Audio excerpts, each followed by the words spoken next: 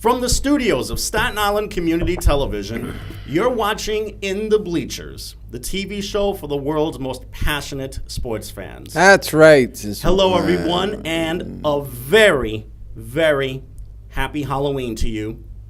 I'm the original Grim Reaper, also known as Jaime Hixson. Yeah, that's why he looks so terrible all the time. I hate you. and this guy's masquerading as the Joker, but he looks like just some drunken idiot that came back from the Halloween event that took place in Manhattan. It doesn't matter because I still look better than you. I look better than you. You wish. Oh, no, I don't wish. It's true. You wish. You wish. It's you true. wish. Because there you go. Talking loud and proud. Getting mad and so forth, right? I don't. Right. Mad, What's his man. name again? You mean the guy that's yeah. That's Rob. Rob, let me ask you something. You've been here how long? Doesn't he get mad for no dumb reasons? Instead of just talking about sports, he just every time I say I'm the hardest, baddest, sexiest man on cable access TV. Oh, yo, nah, that. Because he made mind you, it's an hour show. It is an hour show, and he's talking about this.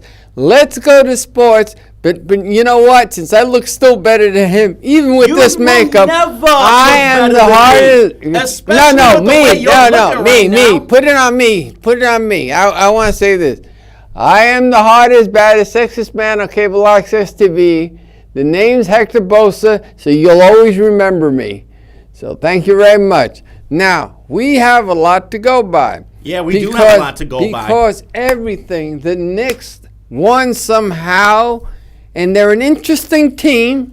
The Nets are playing today against, Chicago, right? They're playing Chicago Bulls, right? And who's on the Chicago Bulls? A very, very different Chicago Bulls. Who's on the Chicago Bulls? That's got Dwayne Wade. Yeah. Rajon Rondo. Right. Also, several other newcomers that are on the team. But Dwayne Wade is probably the most prime newcomer on the Bulls. For one, he's a Chicago native. Yeah, but look what they're saying. Dwayne Wade's in Chicago's Bulls. They're already calling it his team already. He just got there. That's what I just heard on the radio. Dwayne Wade and the Chicago Bulls are playing the New Jersey Nets. They're not going Jeremy Lin and the New Jersey Nets. They're going Dwayne Wade and the Chicago Bulls versus the New Jersey Nets. I just heard that. The Brooklyn Nets. I'm sorry. You're absolutely right. But that's what I just heard.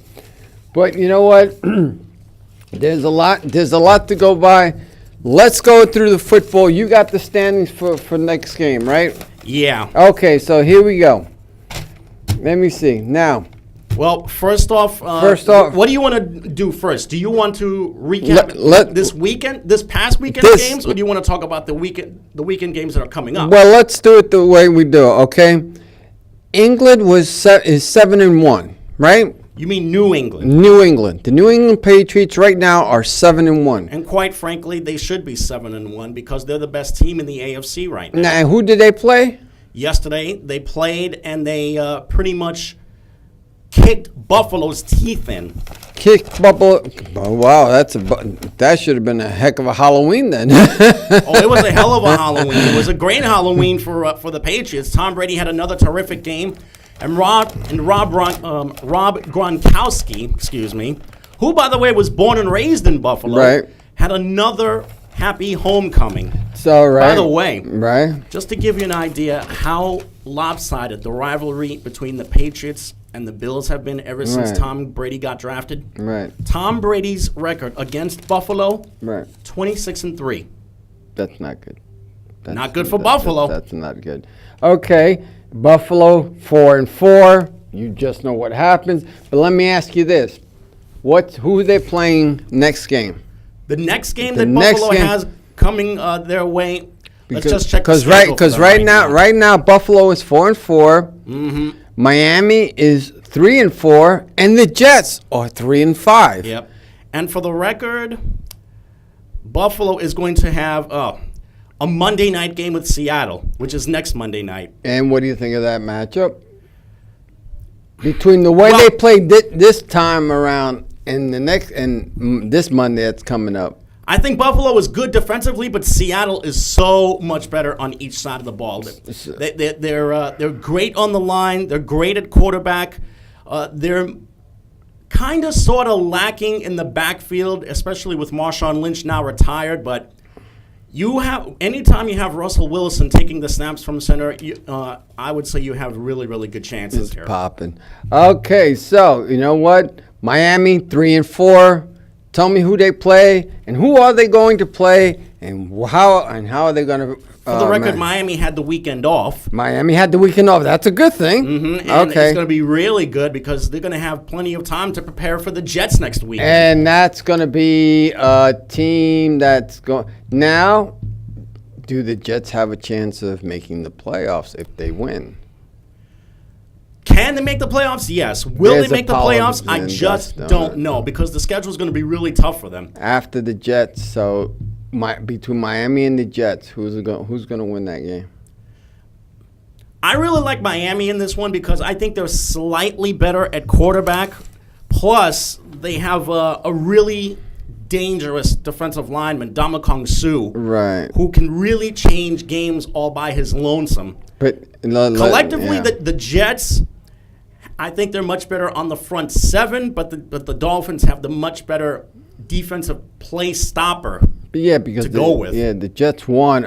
Let me tell you this: that the Jets won 31 to Cleveland Browns 28. That was well. Let me put it this way: the score tells it by itself. Yeah, let me put it this way: that game was a tale of two halves.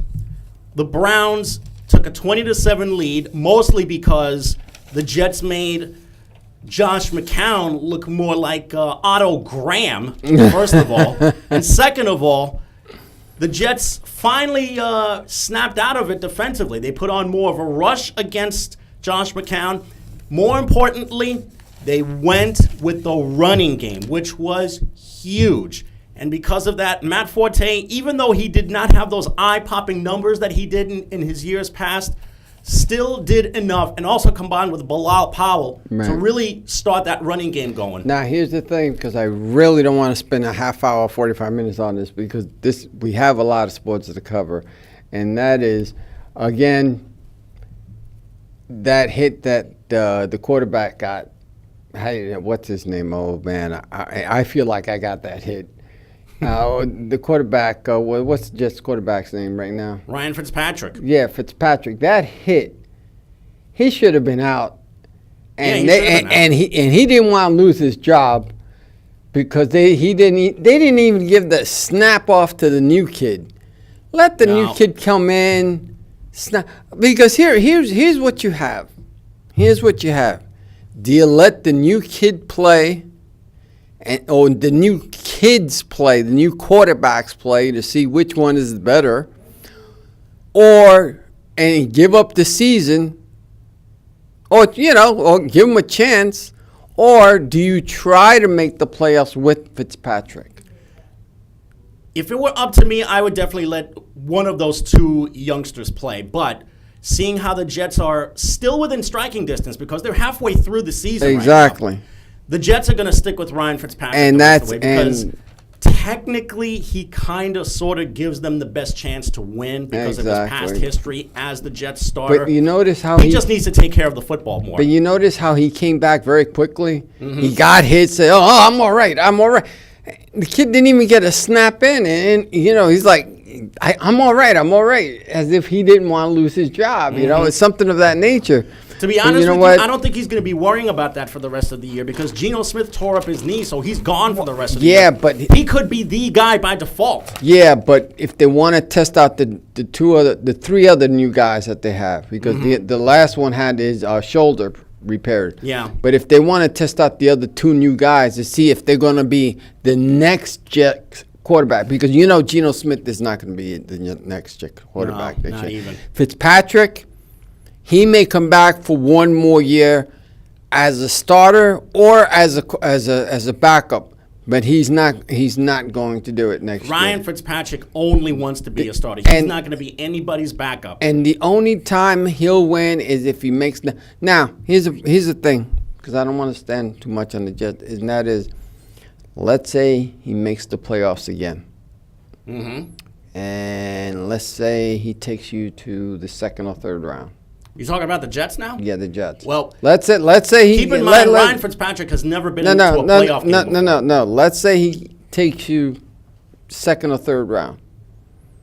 Second or third round? Next year comes, they lose on the third round, let's say.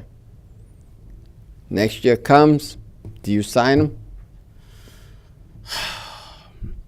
Because that's what's going to happen. That's what's going to happen if they make the playoffs again. Strange chance they do qualify and they have themselves a really nice run.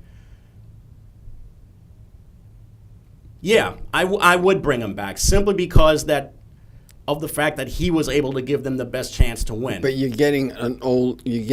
remember what we said last week, which is that the team is not the youngest team, it's an older team. Mm-hmm. So you have to work out with that to see.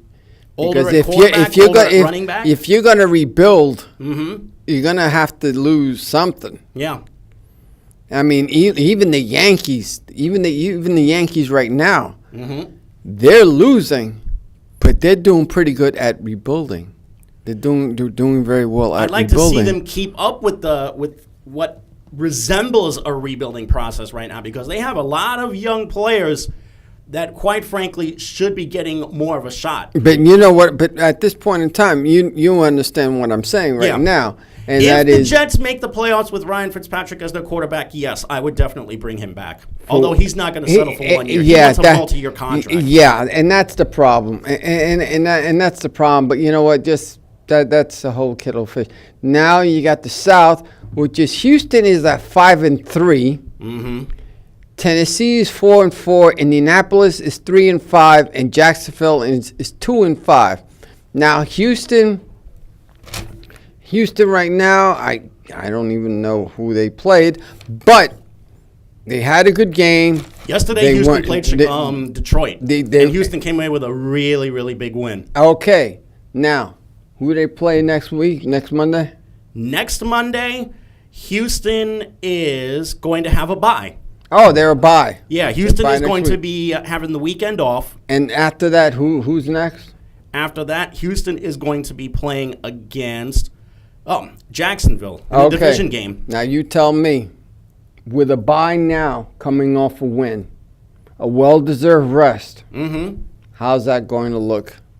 The way Jacksonville has disappointed, because number one, they can't score any points. Number two, they can't score any points because their quarterback cannot take care of the football and is not seeing the field well at all. Exactly. So the way things are going right now, and also with the way Houston has really played defensively, especially without J.J. Watt, they've been much better collectively as a unit defensively. This is Houston's game to win. Right. Tennessee at 4-4. Tennessee just came off a big win against Jacksonville, so now their next game is. Let's see. After this, let me check the schedule. I wish I could help you out with this, because after this, Tennessee's going to have San Diego. Boy, and I'm going to tell you right now, this is going to be a tough game for both teams. That's a tough game. And I also would like to see how Marcus Mariota can do with his team against a San Diego squad that, even though they're under 500, they're playing much better. They're scoring more points. Phillip Rivers has played much better taking snaps from center. Yep. And also, which Marcus Mariota is going to show up? The one that Jekyll and Hyde syndrome again. Jekyll and Hyde syndrome again. Is it going to be the Marcus Mariota who can protect the football and see the field well, or is it going to be the Marcus Mariota who has major problems taking care of the football? I don't know, but how much is this man making? Marcus Mariota? Yeah. He's on a rookie contract right now, so he's not really making that much. So but is he good enough to keep, or is he? Or no, he's definitely good enough to keep. So Tennessee is going to build their future around that young man. So what's going to happen is you're going to have to take your lumps and your bumps with him, and then hopefully he'll. When you think about it, though, compared to last year, Tennessee is so much better.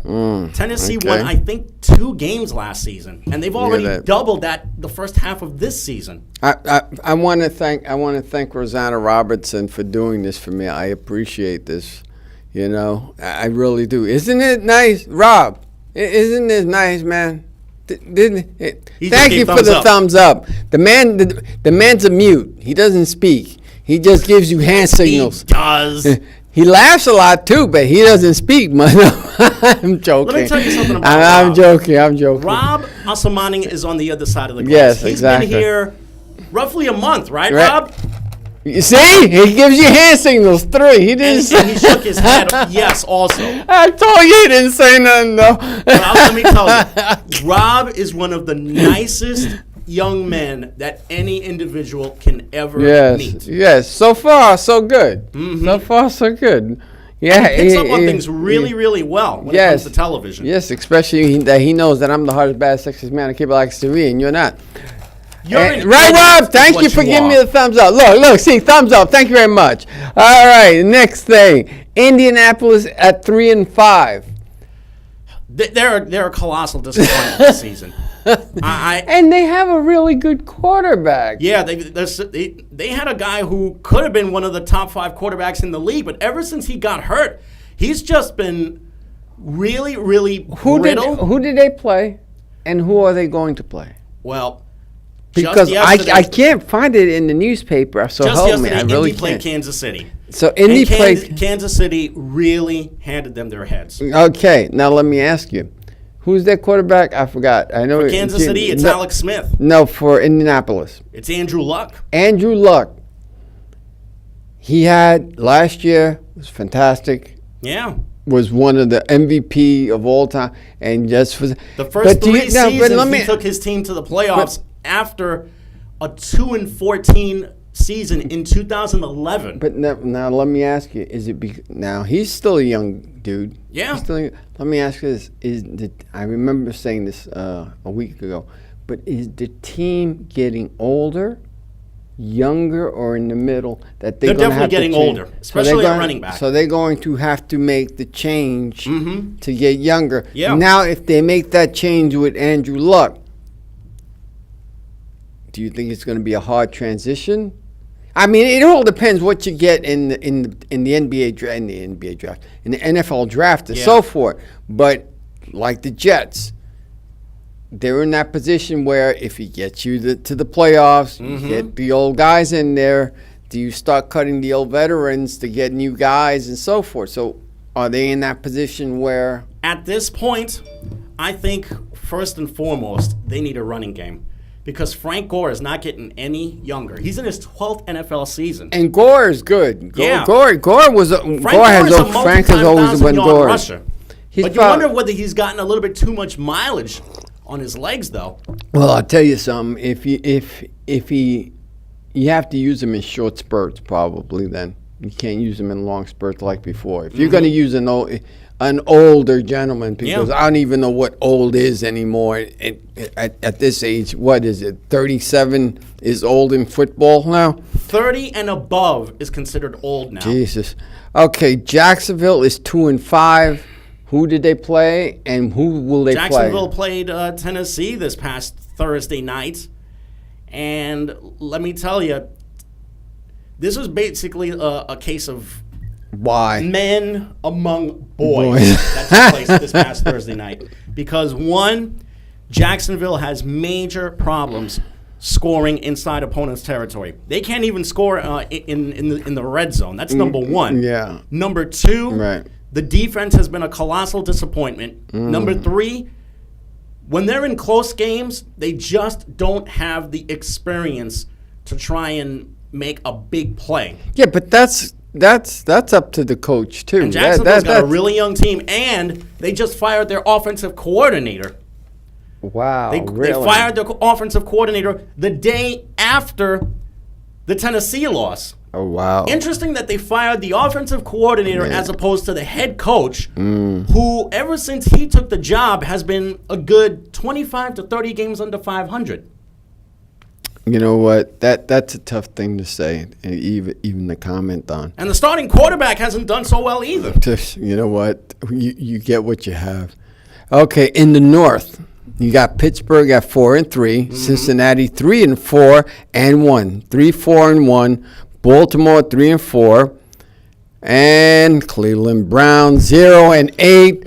Please talk to me about the Pittsburgh Steelers and tell me. Well, the Steelers had a bye. Yes, they had the weekend off. Bye. Now, who are they going to play next? Coming up, they're going to have. This is going to be good. They've got Baltimore. Yes. A division game between two teams that can't stand each other. Oh, that's nice. Now, if the Steelers can get Ben Roethlisberger back from injury, right, their chances will be much better because Landry Jones is not ready to be a starting quarterback yet. Plus, they're going to be getting Baltimore at a time when they have been really slumping very badly. Wow. And the Ravens themselves are coming off I'm following it. A weekend off as well.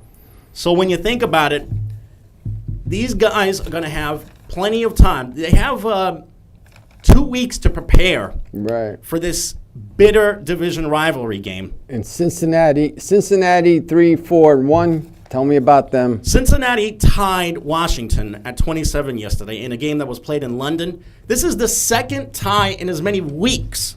Should they have won that? Should Cincinnati have won? Yes, because they had ample opportunities to win. Okay, but then again, Washington had a chance to win it with a field goal inside Bengals territory, and the ball was shanked to the left. Oh, boy. But you know what? That's what happens. And who are they playing next? Again, up next, yes. Cincinnati is going to be having... Wait, let me check the schedule on here. Right. It's going to be... Let me try this again. Let me see here. Oh, well, while you're doing that, let me say this. Petriti's winning streak reached 3 games Friday with a... For the record, Cincinnati is going to have the weekend off. Well, let me finish this. Petriti's winning streak reached 3 games Friday with a 32-0 PSAL Bowl Conference win over. Wow, really? Look at that. Stuyvesant. Yeah. Stuyvesant at Pier 40 Manhattan. Look at that. Look at this. Read this out loud. Look at this. Look at this. Just to switch to the high school circuit for a moment. Because this is Staten Island sports too, but go ahead. Petriti's, who, by the way, graduated one Tyler DeRue, which happens to be my fiance's middle son. Wow. Now he's Marine Private Tyler DeRue. Oh, well, congratulations, Sir Private. Yep. I hope doesn't become a Beetle Bailey. I can tell you right now, there is no Beetle Baileys anywhere in the Marines, especially with him being stationed in Spain. Grunts. So Petriti's wound up shutting out Stuyvesant 32-0 in a game that was played at Pier 40. Look at that. Which Go is ahead. over in the city. Knock it all out.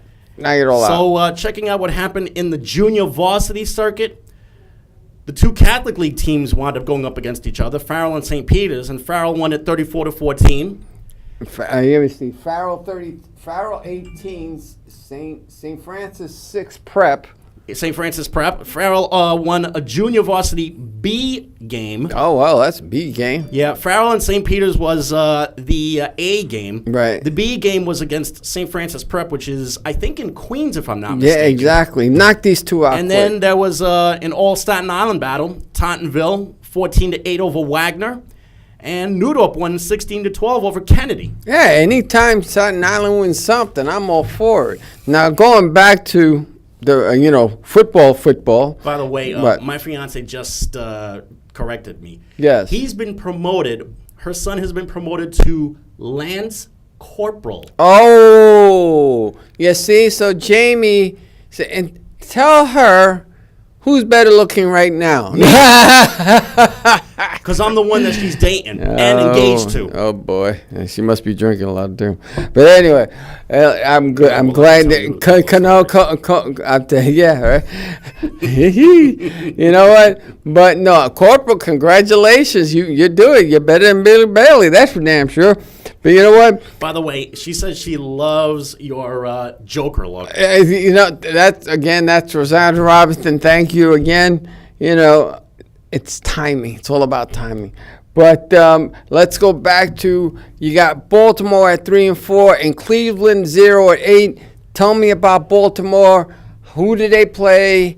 And who are they going to play? And if there's any... Baltimore had the weekend off. Okay, Baltimore had the weekend off. Okay, that's a bye. Who do they play next week? And I mentioned before that they're going to be having Pittsburgh. Pittsburgh, very game. bitter division rivalry coming up.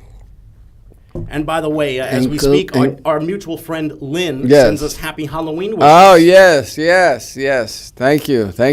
I'm just for the occasion, and as usual, Jamie's wearing his mask. No, you got your mask on. No, this comes off. Yours never does. Anyway, thank you. Cleveland. Tell me about Cleveland. You got to tell me about Cleveland. Come on. That was the Jet game from yesterday. It was a tale of two halves. Cleveland led 20-7 in the first half. It looked like they were finally going to win their first game of the season. Josh McCown was actually playing decently. But then he reverted to some old habits in the second half. He turned the ball over. He didn't recognize any of the pressure that the Jets were putting on him. At least the Jets were able to make some halftime adjustments. And also, the Jets head coach Todd Bowles really screamed at his team. And he doesn't yell often. He's usually a very quiet, mild-mannered guy. And what does this say? Basically, he did not mince words. Yeah, damn right. That's what we're using the Staten Island van, so thank you, and a shout out for the Staten Island vans. But because that helps a lot, talking about Staten Island sport, they help us a lot, and plus with the internet and so forth that we use. But I mentioned before that Cincinnati had the weekend. Who's the next step for Cleveland? Up next for Cleveland, we're going to check that out right now. Do they have a chance? Cleveland is going to be, they're hosting the Cowboys. Yes, watch them beat the Cowboys. Isn't that ironic? Oh, okay. I wanted to let you know, to get off football for a second, which is soccer. That's other football. Soccer, yes. Depending upon which North American you're coming from. Soccer is Farrell ousted 2-1, and Holy Cross eliminated Monsignor Farrell from the CHASAA boys soccer playoffs yesterday, taking a 2-1 division at Ransdale Island. Randall's Island. Boy, you know what? That's the Catholic League playoffs. Exactly, and you know what? Here, I'm gonna let you have this because they have hockey, they have this, they have that. You knock it out. I have my drink. All right. Speaking of playoffs, the PSAL has their volleyball tournament taking place, and we saw that the girls from Wagner wound up going 3-1 in pool play because they beat Goldstein at home. That pool play and volleyball in a pool? No, swimming when pool? I'm talking about pool play, I'm talking about division play. Oh, okay. That would have been hard. This is actually something that we wound up filming last year. It's the Dig for a Cure, which is to benefit breast cancer research. Yes, they should do something for all cancer research. I mean, it's not one, it's all, because you don't know where it's coming from. And checking out what's going on in ice hockey, I saw that the Pirates white squad wound up beating the Lions 9-2. Ladies and gentlemen, cherish these moments, because next time this ain't gonna happen when you're gonna hear Staten Island sports. I'm telling you flat out now. Cherish these moments. But you know what? Going back to now, running down Dallas 5-1, Philly 4-2, they Giants 4-3, and Washington 4-3. Let's talk about it. Talk to me. Well, the Giants had the weekend off. Right. And the Redskins, they were involved in that game in London where they tied Cincinnati and had a chance to win it at the end, but butchered a makeable field goal. Right, and it doesn't. The Cowboys and the Eagles, they played each other yesterday in a matchup of those two really great rookie quarterbacks. Dak Prescott with the Cowboys and Carson Wentz for the Eagles. It was a well-played game. But in the end, Dak Prescott showed exactly why he should continue to be the starting quarterback for the Cowboys the rest of the season and not Tony Romo, because he was the one, after the Cowboys won the coin toss and received to start overtime, Dak Prescott led them 75 yards down the field and threw the game-winning touchdown to, of all people, Jason Witten. What I think they should do is let him run his course, and then after that, at the end of the season, let them compete once again to see who's the starting quarterback and so forth. Because if you may say 1 year, I'm sure they signed him for 2 years, right? Because he's a rookie quarterback. I think he has a 4-year contract. It's a 4-year contract. You keep him. You keep him until that's it. You got to ride this kid, because if you don't, that's it. If you bring in Romo and he blows it, even though you're paying him a lot of money. That's the problem. As I was saying before, you have money and you have people. Mm-hmm. Which one do you want? Do you want to win the championship ring? Or do you want to say to your veteran guy, listen, I've gotten you there so many years, because Romo has gotten you there. It's not like he's a patsy either and so forth. He's gotten you to the playoffs for a very long time. Mm-hmm. So are you whatchamacallit? I even forgot the name of it. Are you loyal to your veteran, or do you strike gold as much as you can with the new kid? Strike gold with the new kid, please. Besides, he's done it before, and it's nothing against Tony Romo. Tony is still a good player, but if he's not healthy, then he's only going to be a liability.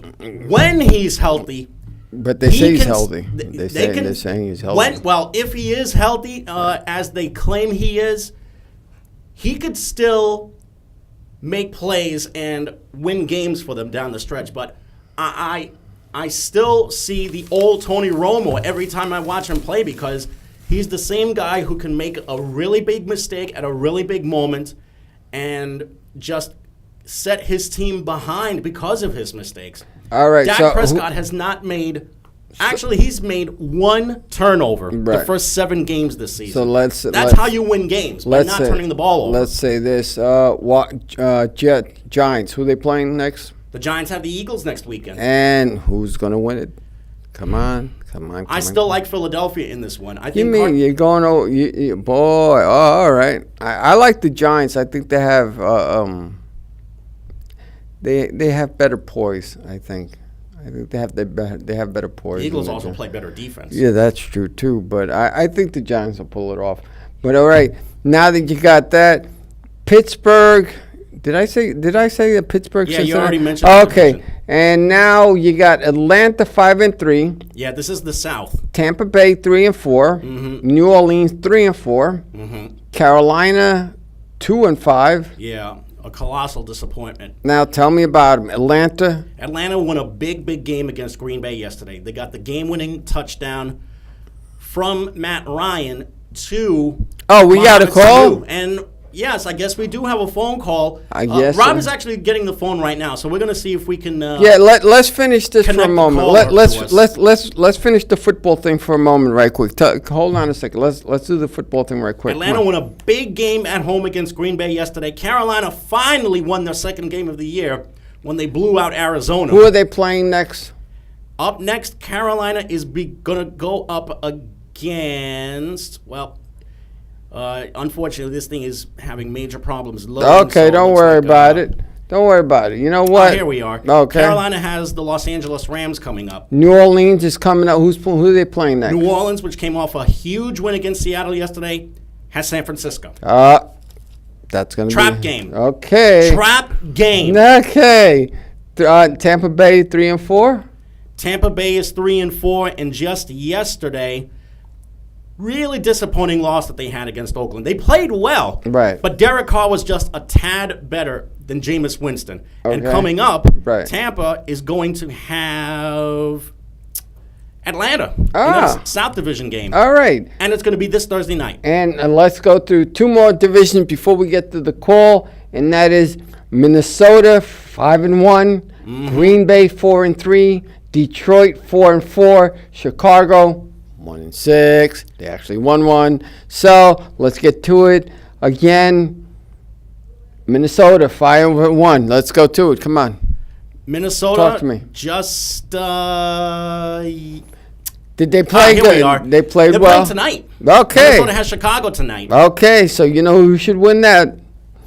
I think that goes without saying. Green Bay 4-3. Green Bay, disappointing loss in Atlanta yesterday. Okay. And coming up, Green Bay is going to be going up against Indy. Oh, Indianapolis. And that should be a win or a loss? It should be a win for Green Bay because they're normally a very powerful home team. Plus, Indianapolis has just been a major disappointment this year. Detroit at 4-4? Detroit, disappointing loss to Houston yesterday. Now they've got the Minnesota Vikings in a division game. This is two big division games that the Vikings have coming up. Tonight in Chicago. Yeah. Sunday afternoon at home against Detroit. Right. This is I think this is the chance that the Vikings have to really pad their lead in the division. And tell me who's going to win that one? I still like Minnesota over Detroit in this Okay, one. and Chicago for next week? Next week, the Bears have the weekend off. Okay, they need it Mercifully. then. Mercifully. Okay, last but not least, Seattle 4-2-1, Arizona 3-4-1, Los Angeles 3-4, San Francisco 1-6. That division, believe it or not, is up for grabs. Let's see which one. Let's talk about it. Come on. You can argue that either of the first three Seattle, teams, who did they play? Seattle lost to Atlanta yesterday. Now, coming up, they're going to have Buffalo on Monday night. Next Monday night, they have Buffalo. And who's going to win? I still like Seattle in this one. Boy, so do I. Then I'll go with you on that one. Arizona, 3-4-1. Arizona got their butts kicked by Carolina yesterday. And coming up, they're going to have the weekend off. Oh, but who are they playing afterwards? After that, Arizona is going to host San Francisco. Big division game. And who's going to win that one? Arizona by a country mile. Oh, if nothing happens. All right. Yeah. Los Angeles Rams. The Rams wound up having the weekend off. But who are they going to play? Up next, they're going to have the Carolina Panthers. And that's big game on the West Coast. That's going to be. And last but not least, San Francisco, which you said last, who's going to play, which I forgot the name. San Francisco had the weekend off, and they've got the Saints coming up. Okay, New Orleans says, now let's go to the caller, please. I'm sorry I waited this long, so let's talk. Oh, they hung up. Okay, fine, no problem. Hopefully they'll get back to us. They'll get back to us. You know what? Because again, we got plenty. We got plenty. Look at this. Look what top man said now. Look at this. Yeah. Go ahead. Here on the island, there's been a lot of recreational stuff that's been going on. For example, go ahead, knock it basketball. The fifth grade girls wound up having their CYO tap-off tournament, and Sacred Heart won 29-12 over St. Charles. That's in the fifth grade division. Oh, look at that. As far as the fourth grade, the fourth grade girls, yeah, the final score was 9-2. Wow. St. Clair's over Holy Child. Yeah, those are big scores. Yeah, really big. Well, it's fourth grade girls. Yeah, exactly. But it's still a beautiful thing to see these kids playing the game of basketball. Yeah, exactly. Now, as far as the boys are concerned, right, the fourth graders from Sacred Heart won 26-25 over Our Lady Star of the Sea. Right. That's it, I guess. I guess that's it for that. But look at this. Look at this. This is something interesting. Yeah, this is soccer. Soccer. Go for soccer. Yep. Go. The PSAL has their soccer playoffs going on, and in the boys circuit, let's see. I see MSIT won 4-0 over Stuyvesant, and Susan Wagner won as well, 3-2 over Brooklyn Tech. Wow. And Petrides won as well, 2-1 over Jefferson. Unfortunately, Tottenville wound up being eliminated from the first round. They got shut out by Midwood 1-0. That's a shame. And in a really high scoring battle. See, this is the kind of game that we should be seeing in soccer. Which is? A 6-5 score. Wow. You want offense in soccer? You want a lot of goals scored? You should have seen the Lab Museum versus Curtis game yesterday. The final score was Lab Museum 6, Curtis 5. Wow. Curtis, by the way, wound up having their season ended, by the way. Oh, that's a shame. And they finished the season 10-4. But you know what? We still got congratulations MSIT, Wagner, and Petrides going to the next round. Congratulations to all. And also to the Red Bulls winning 1-0 yesterday. They won 1-0. So good for them. That was the first leg of, I think, the Eastern Conference semifinals. That's right. And Toronto 2 and FCO, they won 2-0. That's it right there. Toronto won 2-0 at home over NYCFC. And unfortunately, Montreal shut out the Red Bulls 1-0. I'm sorry. I'm sorry. It must be what I'm having. That's the Major League Soccer playoffs. Yeah, I'm sorry. It must be what I'm drinking because I can't see straight right now. But here, but you know what, ladies and gentlemen, there is still a lot of things to talk about because we have baseball. Yeah. Baseball. World Series is down to a sixth game. And possibly a seventh game. Now, do you think it'll go full 7? Honestly, I think so. Now, let me ask you, because this is a tough question to ask, and that is, if you wanted to go to a 7th game, wouldn't that put like a dagger in you if you're the losing team? Oh yeah, that's really going to get. Whoever wins tomorrow's game is going to have a lot of momentum. A ton of momentum is going to be going into a possible. Yeah, but game. Do you get my point? You're in the 7th game. You give up this, let's say, this home run to someone. That's a dagger right in you. You go home and you made the playoffs, but you're going, I could have. That's gotta hurt. So do you? I mean, us as the fans, we like when they go to a 7th game. Yeah. But I don't know if the players like it when they go to a 7th game. Well, if you want to look at the history of Major League Baseball's playoffs, just keep in mind, I think only one time that I know of, twice that I know of, has a team come from 3 games to 1 down in a World Series to actually win it. 1958, the Yankees came from behind to beat the Braves. Boston beat the Yankees, right? That was in the League Championship Series. I'm talking about the World Series. I'm sorry, yeah. World Series, the Yankees beat the Braves in 1958, and then 1979, the Pirates beat the Orioles. Wow. So those are 2 instances that I know of where teams have come from 3-1 down in a World Series to actually win the title. But you did bring up a good point, though. Yeah, that I think that if it goes long, I'm telling you something else. But you know what? Let's go to this for a second.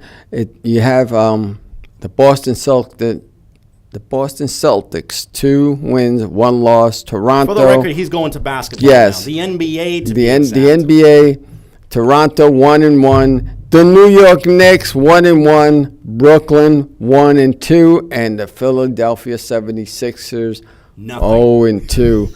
Please explain this one to me. Tell me about the Eastern Division. Well, first of all, in Boston, it'll be 1 week tomorrow since the season began, and the season began in Cleveland on a night when the World Series wound up taking place in Cleveland as well. Yes. So not only did the World Series start in Cleveland, the NBA season started in Cleveland with the Cavaliers hoisting their NBA championship banner. And hosting them big bloody rings that they got that can't even fit their finger, I don't think, half the time. And then taking care of business in the actual game when they beat the Knicks. I'm telling you that's the team that you have to beat, the Cleveland I think they might be the only team to beat in the Eastern Conference. Well, in the Eastern Conference, yeah, but you got the Golden State Warriors in that division. So there's the Eastern now. Well, I want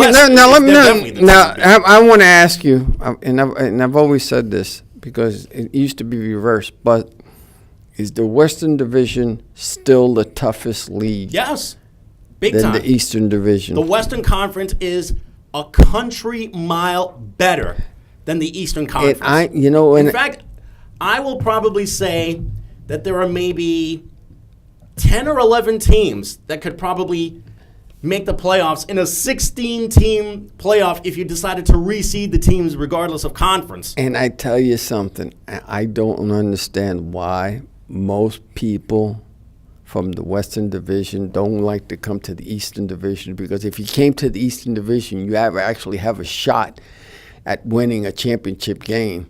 I can tell you why, because the better players are in the Western Conference. But my point is, if you brought some of those guys here, those players, you understand? Mm-hmm. It would be more even, because the Eastern Division is still a heads-up division. But as far as the Atlantic Division is concerned, Boston, of course, Boston the newcomer, 2-1, Al Horford. Yeah. They won 2 out of their first 3. I would like to say that Boston could be the second best team in the Eastern Conference right now. I wouldn't say that. But I wouldn't say that yet. You could say that about the Bulls, maybe the Detroit Pistons, who I actually thought have gotten much better. Maybe the Washington Wizards. Well, put it this way. Let's go. Cavaliers, and then fill in the blank. Let's go with the division that we have now: Boston, Toronto, New York, Brooklyn, Philadelphia. Okay, out of all of them, you said Boston, Toronto. Do they have a shot? Toronto definitely has a shot. Okay, New York Knicks. A shot at winning the Atlantic Division, or a shot at being a playoff team? Let's say playoff team right now, because you're saying play. We're not talking about championship. We're talking about making playoff teams. Can they make the playoffs? Yes. Because of Will the way they make the playoffs? Because of the way the division is set up. Because we just said that division is weak. Now, can Brooklyn make the playoffs? No, not even close. Can Philadelphia make the playoffs? Not even a chance, and not even maybe at NBA 2K17. Same thing with Brooklyn. Okay. Brooklyn and the Sixers right now, hands down, the 2 worst teams in the Eastern Conference. Atlanta's in rebuilding mode. After they lost Al Horford to the Celtics, they are in major rebuilding mode. But they do have Dwight Howard. Yes. Yippee. Good center, though. He's a damn good center. When he's got his good health, he is a really good defensive presence. But his problem is, because of all of his back injuries, he can't get enough lift to either rebound the ball or you don't even assert himself defensively. You don't even need that half the time, as long as you can be a big presence. Because I remember one Nick who couldn't even jump, and he was 7 foot, and I forgot his name. He had bad knees, but they signed him, and he couldn't do anything. But he made it. He was in it anyway. Charlotte at 2-1, Miami 1-2, Washington 0-1. In Orlando, 0-3. Yep. Tell me about those guys. Right now, Miami and Orlando are definitely in rebuilding mode. Now that Dwayne Wade left to go back home to Chicago, that was a botched up move by them. That was really a botched up move. They really screwed up with their franchise player.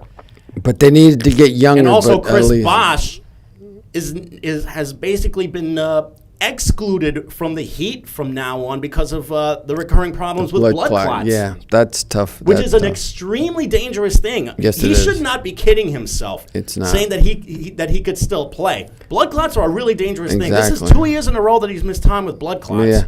As far as Washington is concerned, right now, I would say Washington would be the team to beat in the Southeast Division. So Washington would be making the playoffs. And I think Washington could make the playoffs as the Southeast champion. Atlanta, I would give them a little bit of a shot. Maybe they'll be lucky if they break even at 500. To be honest with you. And Charlotte is going to be really, really dangerous to watch. They're strong at point guard. Right. Even though they lost Al Jefferson to Indiana, I still think they have enough athletic ability to really make a run this season. And then you got the Central Division, which is Cleveland at 3-0, Chicago 2-0, Detroit 2-1, Milwaukee 1-2, and Indiana 1-2. So Cleveland is the Cleveland cream is of the crop in the Eastern Conference. Exactly. Not just the Central Division. Chicago, everybody's discounting Chicago, but I think they're really not taking fact that Dwayne Wade and Rajon Rondo are still in the same backcourt, and they could be really explosive when they're on their game. But you know what it is?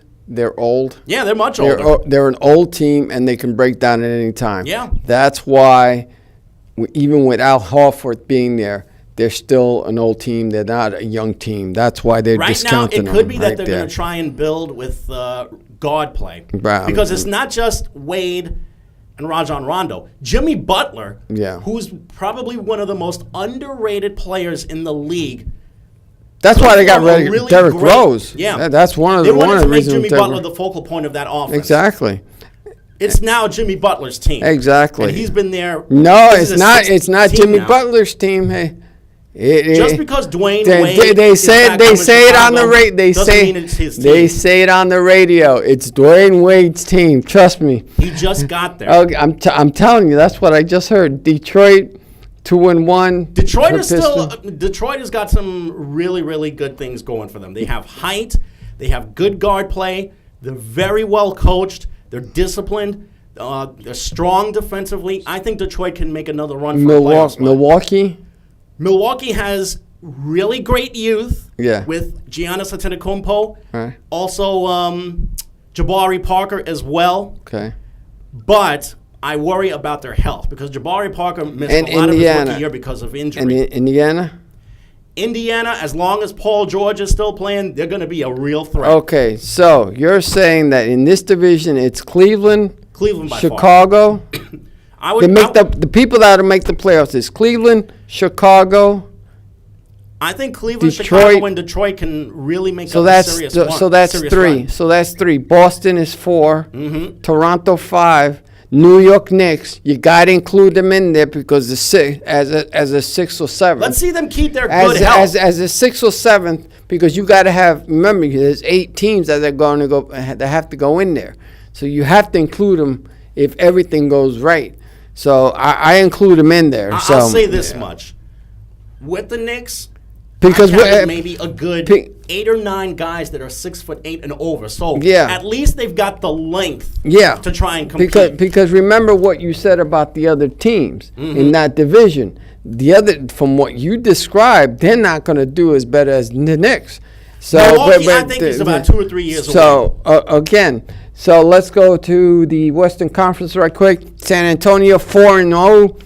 Houston 1-1, Memphis 1-1, Dallas 0-2, New Orleans 0-3. Right quick, you got 2 minutes on that. San Antonio is the cream of the crop in the Southwest Division. Go ahead. Memphis, now that they have Marc Gasol back and Zach Randolph back, and also they gave a really, really expensive contract to Mike Conley, a guy who, when he's got 2 good legs, can be one of the best point guards in the league. Yeah, I think Memphis is going to be a real contender. Houston is officially in rebuilding mode. Dallas, I would also say, is in rebuilding mode if they're not already. They've gotten significantly older. Right. New Orleans has a really young team, but Anthony Davis can only do so much. He's already had a 50-point game and a 40-point game in 3 starts, and the Pelicans have lost all 3. Jesus. Oakland. Well, you know, even if you get 50 or 60 points, that doesn't mean you win, you know? You can't win. You got to win as a team. Oh, okay, Oklahoma City, 3-0. Oklahoma City is going to be a lot better than people give them credit for. Even though Kevin Durant is not there anymore, they still got Russell Westbrook, who, by the way, got a bit of a contract extension. I think he signed until 2019. Oh, man, I wish he didn't. I wish he would have won with the Knicks, but that was always a hopeful. Portland 2-1, Denver 1-1, Utah 1-2, Minnesota 0-2. Oklahoma City is going to be a lot better than people give them credit for, but look out for Denver. They've got youth. They've got explosiveness in their backcourt. Utah's got a lot of youth as well.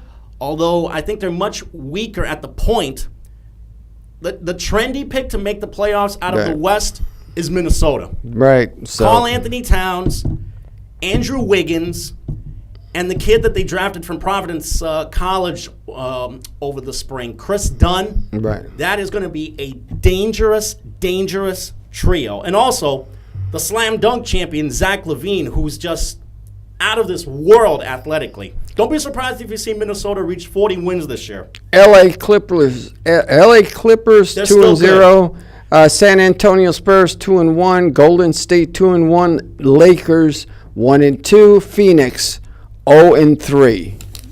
The Warriors are going to own the Pacific Division this season. Yeah. Right now, the one team that could stand in their way, and I say only one team because they have been through so many wars.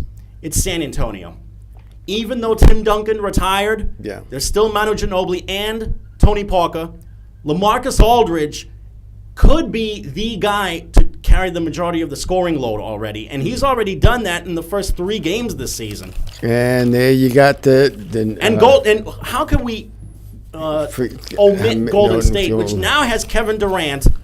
They are going to be devastating. There's one problem with Golden State, though. Yes, what is it? They don't have any toughness in the middle. Well, let me ask you this: who's the villain? It's definitely Golden State this year. Is it Golden State or is it the Cleveland?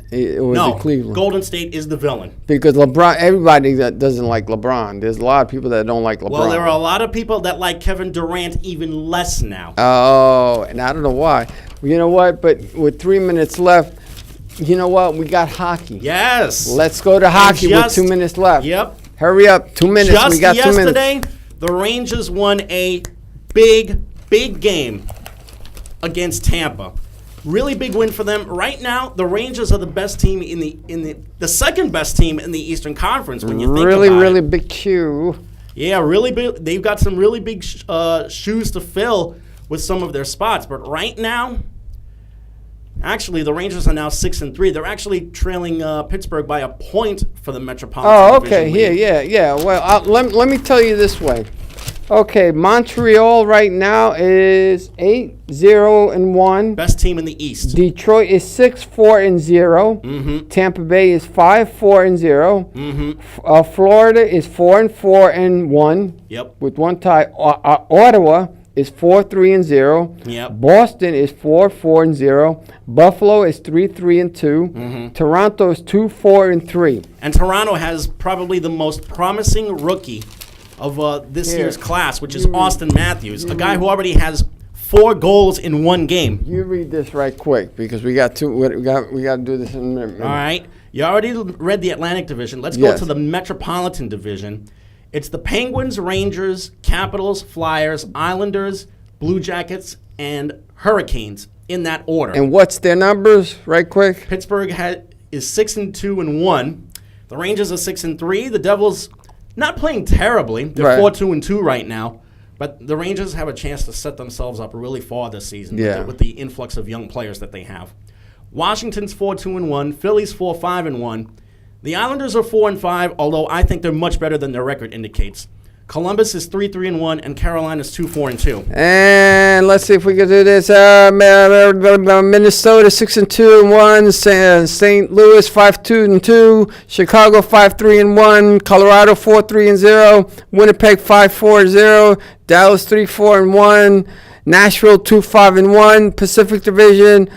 Edmonton 7-1, San Jose 6-3, Vancouver 4-4-1, Calgary 4-4-1, Los Angeles 4-5-0, Anaheim 3-4-2, Arizona 2-6-0. We still did it under that 1 damn minute.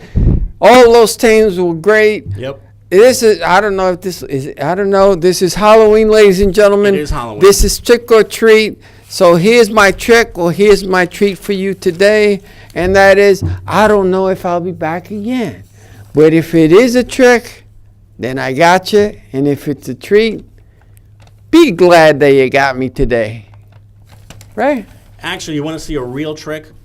Catch Hector when he's sober. Yeah, that's a real trick. So once again, let's say thanks to Rob on the other side of the glass, and thanks to everyone for watching at home. And I'd like to thank Eric for missing some. I hope he misses more days. Yeah, Eric is still busy at work with the play right now, which is going to be running until the middle of next month. Oh, so I will be here more. Yeah, we're definitely going to have you next. Oh man, damn! I'm going to be working overtime. Wow. For everyone here, I'm Jamie. I'm Hector. Don't forget to see me Sundays, 11 p.m. on Channel 34. Good night. Good night. Happy Halloween.